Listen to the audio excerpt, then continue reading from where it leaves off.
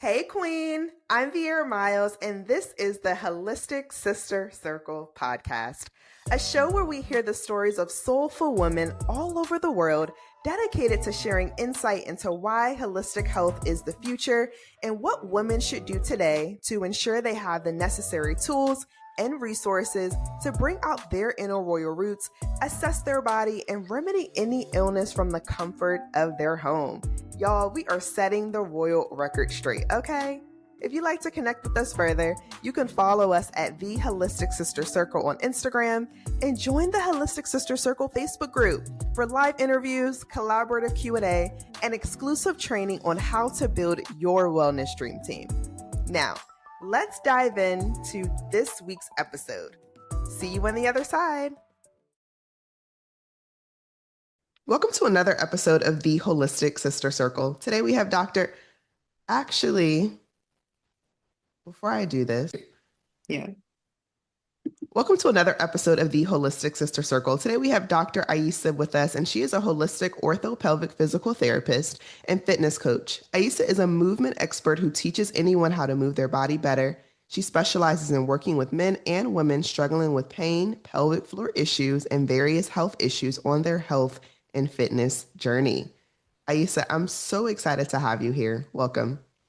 Thank you for having me. I'm so excited to be here. You're welcome. You're welcome. So before we actually get started and learn a little bit more about pelvic floor work, can you share with us, how did you embody this work? What made you decide that this was going to be a part of your mission? Yeah, so pelvic floor kind of just like stumbled upon me. I've always just been into movement. I've been an athlete my entire life. I played basketball, soccer, ran track, so I've just always loved movement. So I went through physical therapy school through straight through 7 years, and then when I got out of physical therapy school, even like a little bit while I was in school, I experienced a whole bunch of different health issues, various aches and pains, despite like knowing all of this stuff about the body. So even like with knowing all this stuff, like I kind of like treated myself, and it kind of just brought me down like a whole bunch of like different rabbit holes. And I like when people say like rabbit holes, it's like this never ending like circle. But with like learning about like all these like different things in each of these like components in terms of like nutrition, mindset, habit, like how we move, like you're able to kind of like pick apart like the different pieces that are really relevant to you to kind of like tie together the entire picture. So it really help me heal my body, but really understand like all the people that I've worked with. So what I found is just like a lot of the things that I just traditionally learned, they were it's very like basic, very cookie cutter, and it kind of only addressed like the surface level. So I kind of wanted to take like a deeper approach to really understand the body to help people like at the fullest capacity. But in terms of like pelvic floor work, I had my daughter.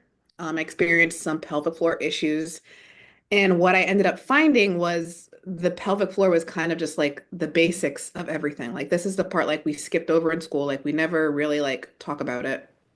Um, like in pelvic floor school, we had maybe like one class on it, and we didn't really like learn all too much about it. Like I didn't know like what the pelvic floor does and like all of its important roles until like after like I had my daughter.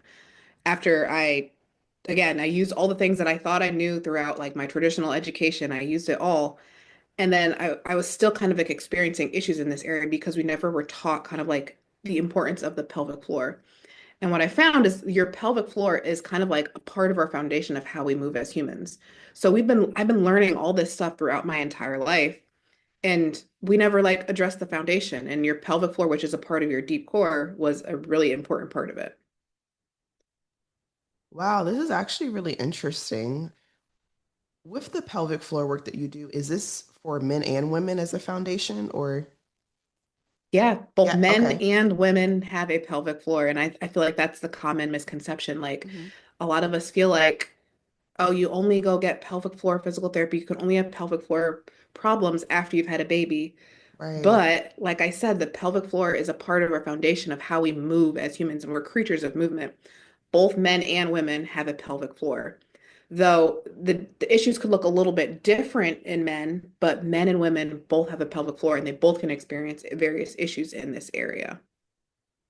Wow, this is really interesting. So with the pelvic floor work, obviously we're not I want us to hit on two different sections of this. So before we get into what it looks like from a pregnancy standpoint, if someone is just living their day-to-day life, why would they necessarily need to work on their pelvic floor as the foundation?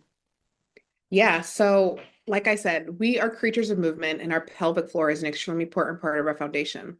So if our foundation is off, it kind of throws everything else off as well. So our pelvic floor, it's a part of our deep core. So our deep core, it's our diaphragm, which is our primary breathing muscle that's on top. We have our deep core, which is our transverse abs in the front, and then we have our deep back muscles in the back. You can kind of like picture it as like a balloon and like your belly region as your pelvic floor in the bottom, your transverse abs in the front, your diaphragm on top, and your deep back muscles in the back. So if these muscles are off, and this kind of throws off our entire foundation. So if our pelvic floor is weak or tight, like it kind of just has like little chinks in the chain going up everywhere. So it could be affecting your shoulder.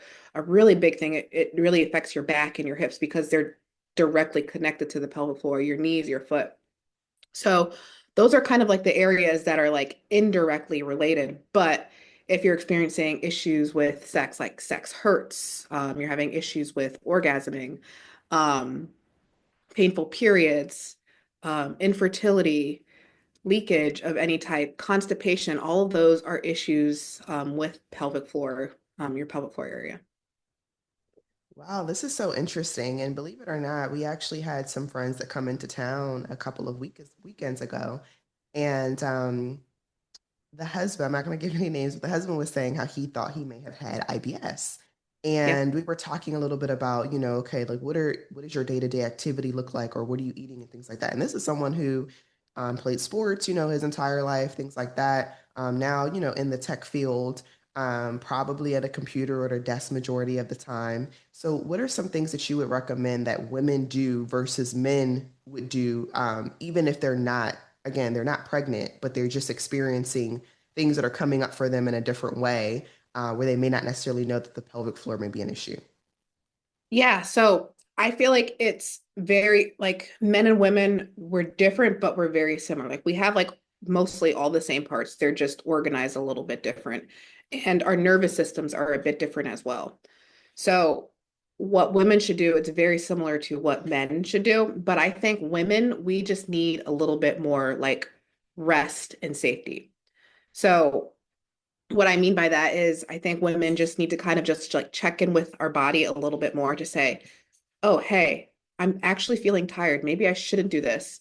And men should do this too, but I think as women, our bodies just need a little bit more rest and it's going to look a little bit different depending on like who we are. But I think we need to just tap in with our bodies and like see what we're feeling because a lot of the times we just need like a little bit more rest or we just say, okay, maybe I don't need to do this extra task right now. I just need to kind of take it easy. Maybe I just need to go on a walk. But for both sexes, what is really important is one, we're learning how to tap in with our breath. Like I said, our core or our pelvic floor is a part of our core, which is a part of our foundation of how, sorry, my daughter's here, of how we move as humans. So really need to be able to tap into our breath. And we could do that with exercise, but we could do that at various different points throughout our day. And when we're tapping in with our breath, what this is doing is it's allowing our body to kind of just be able to feel safe and heal. Like we have all of these different things going on throughout our day. Like we have our kids, our work, we have travel, we have potentially our businesses. Like all of these things are potential like threats to our body. Not threats like you're gonna like actually like hurt yourself, but it's like something like that's constantly in the back of your head telling your body, okay, let's go, let's go, let's go, let's go. And when our body's in this constant state of go, go, go, like constantly like, okay, I got to do this. Okay, I got to do this.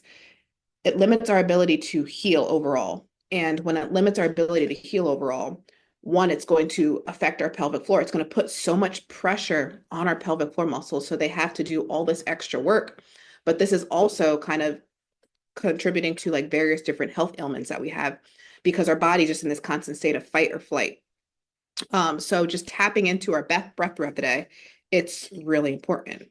And you could do it when you're standing, sitting, walking, and all you really have to do is just you're focusing on this 360 expansion when you breathe in. So like when you breathe in, everything expands and gets bigger. So you can kind of, like I said before, like a balloon, when you breathe in, everything should get bigger. So kind of like in the front, the back, the side, and the bottom. And then when you exhale, everything should kind of get smaller. So that's kind of like that pelvic floor contraction, your deep ab contraction, and the deep back muscles contraction. And then just slowly, I really want to emphasize this slowly because people think deep breathing and they think of like tapping with their breathing and they go, like it really does have to be slow. And the slower, the better. The slower you're able to do it, the more you're able to kind of like tap in with this parasympathetic nervous system to tell your body like it can heal. So it's the tapping in with your breath various times throughout the day, but also we just need to move more. Like you said it yourself, like this person, he used to be a very like high level athlete, and now he's working a desk job. And sitting is like the new cigarettes of the day. Like we are not meant to sit all day. Like I said, we are creatures of movement, and when we're sitting all day long, what we're doing is we're tightening up various areas in our body. So we're tightening up our pelvic floor, we're tightening up our back, our belly, our neck. And what this is doing, it's squeezing and putting so much pressure downward onto that pelvic floor, contributing to the pelvic floor symptoms, potentially contributing to that IBS because, and there's different types of IBS. So there's IBS where you kind of get constipated for a while, and there's IBS where you kind of have to go, and there's kind of IBS where you're alternating between the two. But when our mechanics, like when our movement is thrown off, that's going to contribute to those IBS symptoms because our body needs movement. And when we're sitting all day, it's detrimental to our health. So throughout the day, just literally get up and move. It could be walking, it could be little simple exercises that you do here and there, but we just need to move. This is perfect. Thank you so much for sharing. Oh, you're welcome. And this actually goes into really my next question of just those practical steps, right? I know you talked about breathing, you gave us an example. And there may be some people who are like, okay, well, how often should I be breathing throughout the day? And obviously we're all breathing, but in this way, like how often should I be breathing it throughout the day? And then what type of pelvic floor exercises can I do just starting off? Maybe Yeah. it's a daily basis, 5-10 minutes, that can really help me get into the rhythm of making sure that I'm making this a consistent or a daily part of my routine. Yeah. Stop that. So, like I said, the breathing is kind of like the foundation of everything. So, like once you are able to learn the breathing, you're able to kind of apply it to mobility exercises. Gee, don't touch it. You're able to apply it to mobility exercises because I feel like now you'll see on the internet, everybody's teaching, do this Kegel, do this strength exercise to strengthen your pelvic floor to get rid of these pelvic floor issues. When in actuality, I feel like a majority of people, our pelvic floor and in our entire body is just tight. So if we're just contracting a muscle that's already tight, we're likely making the issue worse. So the breathing is the first part, and then applying this breathing into mobility exercises is extremely important. So simple exercises like child's pose, open book, cat cow, pigeon poses. Those are very simple exercises. And I think I sent you my mobility guide that kind of like has like all these exercises on it because they're very simple. And the major thing is because they're so simple and I feel like people just they do them once and they're like, okay, I feel a little bit better, but they stop doing them. And that's the main problem is you need to like continue to do these things on a consistent basis. And that's what helps your pelvic floor start to lengthen and relax. And if you're experiencing pelvic floor issues, these things probably didn't just like pop up over like one night. So these things are likely happening like over like years, months, whatever at a time. So like this mobility component is kind of just like the first part. So like we need to be able to kind of improve our mobility in these various areas. And I didn't say this before, but having mobility in kind of like our neck and our upper back, like that's an extremely important part of it. But having mobility in these areas, that's kind of like the first line. And then we need to be able to learn how to control these things. And that's where kind of like core exercises, specifically like deep core exercises, not just like crunches, planks, leg lifts, and things like that. Because a lot of times those will make it worse because people are not doing them correctly because those exercises are so difficult.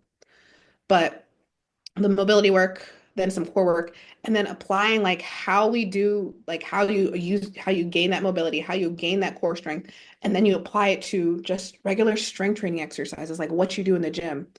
That's how you get rid of your pelvic floor issues. But also, like I said, when I see somebody for pelvic floor issues, it's likely not just their pelvic floor that's bothering them, it's other areas in our body. So when we kind of like move through this sequence and kind of like listen to our body, connect, and slowly progress over time, you get rid of your pelvic floor issues, but so many of the other issues that were bothering you that you just kind of pushed under the rug.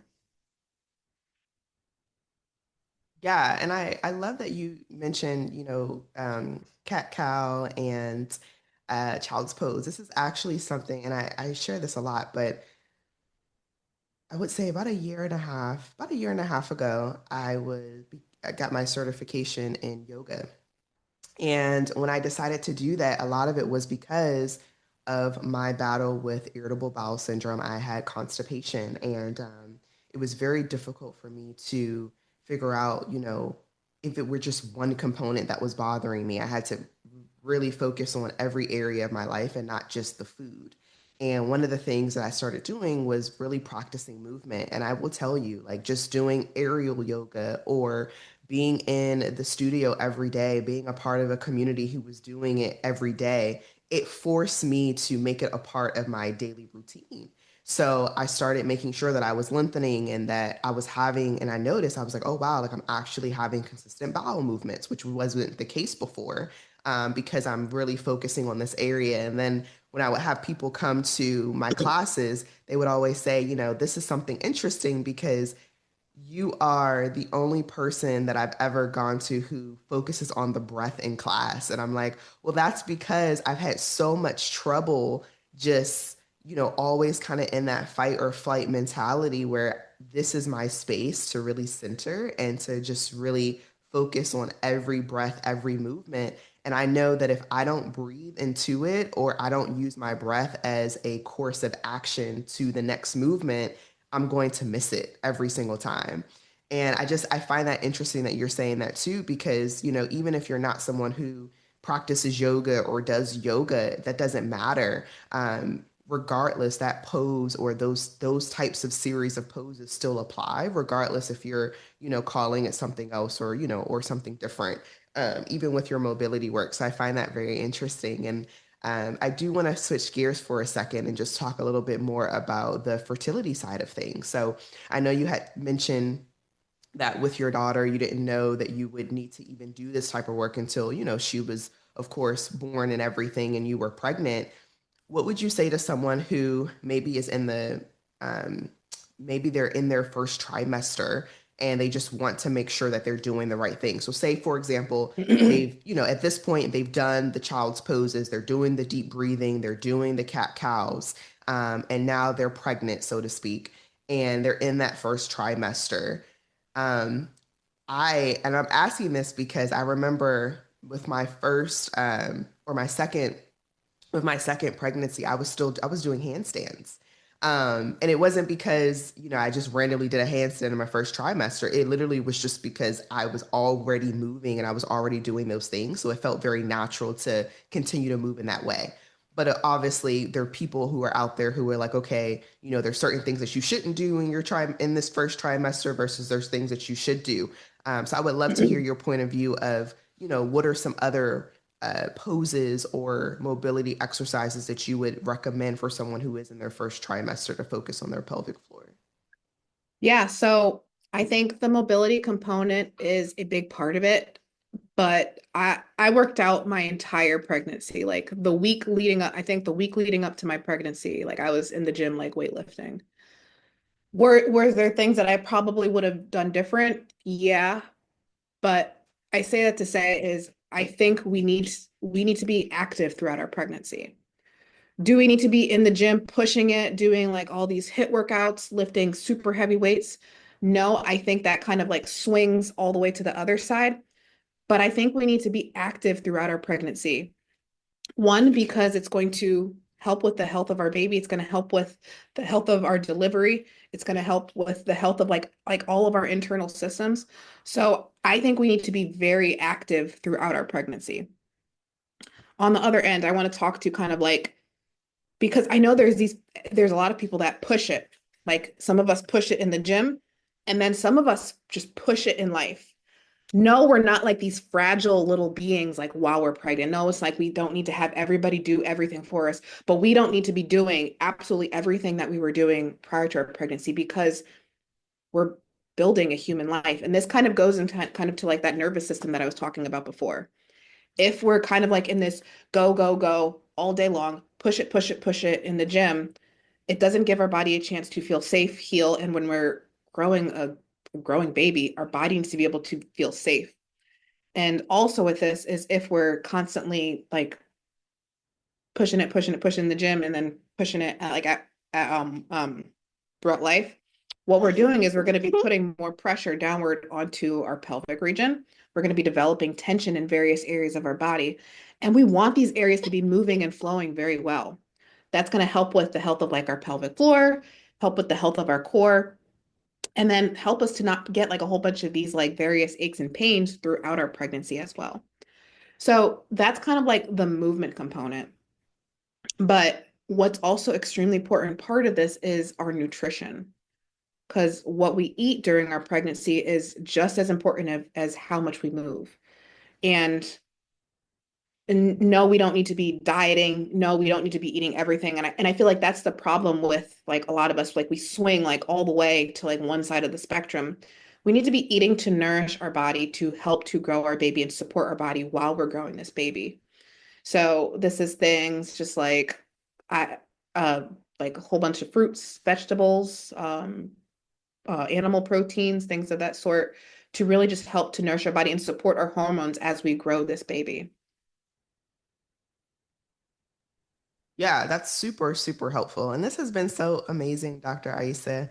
I definitely believe that this is work is powerful. And, with the pelvic floor and just mobility in general, this is something that we have just become astray to. Again, we're sitting at the desk all day. And even I have friends who don't even start doing anything or working out until the last trimester of their baby being born. And they Better late than never. right. And then, I have other friends too. I just was talking to someone last week and I was telling her, I was like, yes, I said, even for me, there's some times where I fall off too. And I said, Yeah, I'm not perfect, but there were times where I was heavily like doing my thing. And then there's other times where I'm like, whoa, I haven't done as much as I would normally do in about 2 months. So I got to get back into it. And yeah, I was, just talking to someone about this last week and she was like, you won't believe it, but I actually haven't worked out since I had my daughter. And I'm like, your daughter's 10. She's like, I know. And she's like, and it's showing everywhere now, the accountability between my husband isn't there because there was a time where like we were holding each other accountable because I was holding myself accountable. And now those things aren't happening. And I said, girl, we got to get you back. Like, I got to get back. It's only been 2 months, but for you, or 2, 3 months, I yeah, was like, but for you, it's been 10 years. So, like, we need to, really focus on these things. So, regardless if you're pregnant or not, it still should be a part of your everyday life and your everyday routine, which is amazing. Well, Dr. Ace, it's been amazing having you on the show. And before we let you go, I would love for you to just share how can our listeners just connect with you further? What does that process look like? And then I'll also make sure that I put in the description notes more about the mobility download inside of the description notes so people can tune into that too. yeah. So you can find me at Dr. Aissa underscore Dr. period AISSA underscore on Instagram. That's usually where I post most of my stuff. I have a YouTube channel, Connect the Body Dots. My website is connectthebodydots.com. If you're looking for the mobility guide, that's free. That's a great place for a lot of people to start. If you're dealing with any type of issue, like I put that all together for anybody experiencing any type of issue, just like understanding like how all of these things in your body connect and just learning how to move better. It helps with so many things. Um, and if you are interested in kind of like working with me one-on-one, if you go to my website, there's links to kind of like book a consultation with me to help you with various different issues to help you on your health and fitness journey. Amazing. Well, thank you so much for your time. Until next time. Thank you for having me. You're This was great. welcome. Queen, thank you so much for tuning in. It truly warms our heart that you're taking the time out of your day to connect with us. If you'd like to connect with our guests further, you can find their information located in the description section of this episode. And if you found this episode helpful, share with another queen. And don't forget to connect with the Holistic Sister Circle on Instagram and Facebook. And until next week, stay blessed. Mwah.